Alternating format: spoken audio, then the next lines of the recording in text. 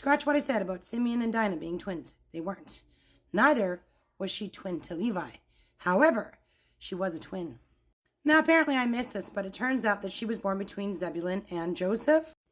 But there are only 3 years in between Judah and Joseph. So you have to do the math on how old the other boys were.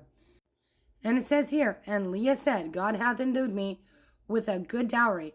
Now my husband will dwell with me, because I have borne him 6 sons. And she called his name Zebulun. And afterwards, as in the same birth, she bare a daughter and called her name Dinah. Those two are twins. And I'll get to how I know this in a second. And God remembered Rachel, and God hearkened to her and opened her womb. And she conceived and bare a son and said, God hath taken away my reproach. And she called his name Joseph. But you see, Joseph and Zebulun were both born when Jacob was 91 years old. So there is no room to have Zebulun, have Dinah, and then have Joseph being born.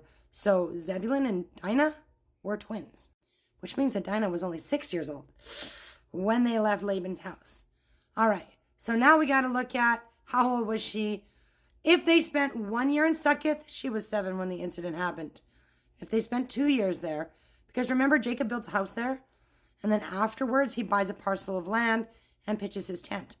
So how long did they stay in Succoth?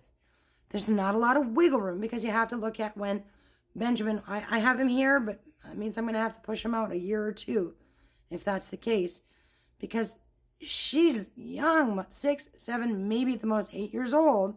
Benjamin's not born yet. Remember when that incident takes place, where she's raped by the Canaanite. But I know that Benjamin, I have him at this year being 33, entering into Egypt with 10 children and 4 grandchildren. So if I got to shave 2 years off of this, that's the most I'm going to do. Because those kids need to have kids that are old enough.